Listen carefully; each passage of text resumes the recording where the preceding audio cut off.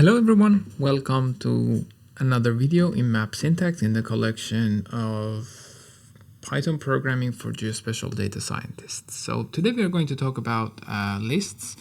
We made a separate video comparing, talking about collection types in Python and what the idea is behind collection types, and we compared different types of collection types. But today we are going to focus on lists and learn some of the details. Lists are simple but very effective and very useful for holding different values under under a certain variable. So you will have one variable, but inside it you can have a list of values. So that's very powerful, very useful for many purposes, including our GIS work. So that's the idea behind this video. So let's get started.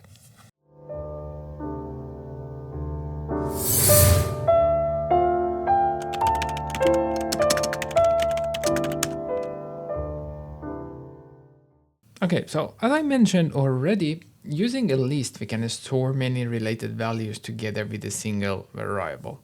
In Python, there are several different types of collection types, and list is one of the maybe the simplest type, but also very useful. So we will go through some simple examples of some made-up data to learn how lists work. There are a lot of details involved, but as we usually do in this channel, we focus on the things that matter most. So let's start and see how we can work with lists. So I will start with a list of city names, and I've already typed this in. So we have three cities, three European cities. We have Helsinki, Oslo, and Berlin. So as you can see, this is the way you define a list. So using a square bracket. So you have a name. This is the name of your list. And then you have a square bracket. You have as many items as you need. And the items are separated using a comma. So that is how you do it. In this example, we are working with city names, which are a string. But it can be also different types of data. It can be numbers or a mixture of numbers and different types. So as you know, so let's just run this. So the list is defined. In Python, you can use the type function to check what kind of variable you have, what kind of data you have. So if you check if you use type on the city names, the list we just created is going to confirm to you that you have just created a list. A useful thing you can do with lists is to count the number of items you have in a list. So you very often need to do that to see how many items you have inside your list. And there's a function for that called len, which is short for length. So using len and then the name of the list, you can get the count of items in your list. So we have 3 items in this list.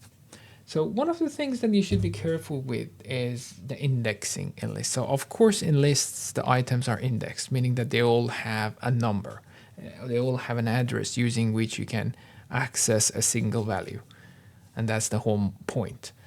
And the values are integer, but the thing that you should be careful with is that these values start with 0. So the very first item in your list is actually indexed at 0. Second item, so Helsinki here is 0, Oslo is 1, and Berlin is 2. So if you want to access an item in your list, this is how you do it. So you write the name of the list, square brackets, and inside a square bracket you put the name, the number of the index. So our first item at index 0 is Helsinki. Second item is at index 1, Oslo. And if by mistake you use 3, which is a very common mistake for people who are new to Python, you will get an error. So we don't have an index 3 because we have 3 items starting from 0, 0, 1, and 2. So index 3 doesn't exist, and you get an error that it is actually out of range. You might sometimes need to access a list from the end. So of course you can use the len function to see how many items you have in your list, and then you can calculate what is the last index value in your list, which is n-1. But if for whatever reason it's easier for you to access start counting the index from the end of the list, you can do so using -1. So the very last item in your list, n minus 1, is actually also -1. So if you just use city names -1, it's going to give you the very last item. So you can do the same thing, start counting from the end. So -2 is the second item in our list, or the second last item, and so on. -3 is actually our first item, which is Helsinki. And if you go with -4, again, you're going to get an error that it is out of range. If you need to update a value in your list, that's very easy to do. You just access that single item. So I want to update. So our list is now contains 3 cities: Helsinki, Oslo, and Berlin. Helsinki and Oslo are Nordic cities, but Berlin is not. So if I want to update my list to contain only Nordic cities, then I may want to replace Berlin with something else. So where is Berlin? It is at index 2. So I can just simply assign a new value, and it will update the value. So as a reminder, one of the key differences between these different collection types was that some of them were not mutable. So you could not update the value or update the collection type, some of its features. But that's not the case with lists. So lists are mutable. You can add items to them, you can update the value, you can delete items. So you have freedom with that. So now we can easily update the list. So now if I print the name of the values, you can see that the Berlin was replaced with Stockholm.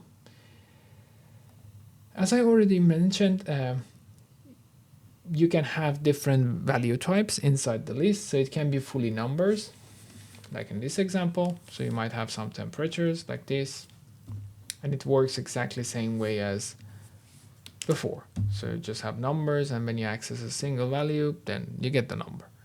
It can also be a combination. So you can have Helsinki and then temperatures of Helsinki, for instance, like I don't know, the maximum minimum temperature of the day.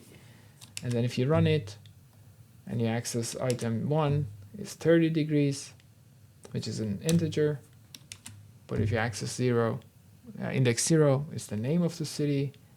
And if you go with item number 2, you get a float. So at the same time, we have 3 data types. We have integer, we have float, and a string.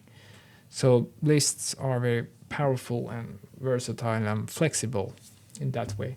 If you need to delete a city, an item from your list, you can easily do that using delete. So you just write del, city name, and the index you want to delete. So index 1 is Oslo. So if I run this, it's going to remove Oslo from a list. And if I get it printed again, you can see that Oslo is not anymore on the list. So what this does is that the item is removed, and of course the indexing is reset.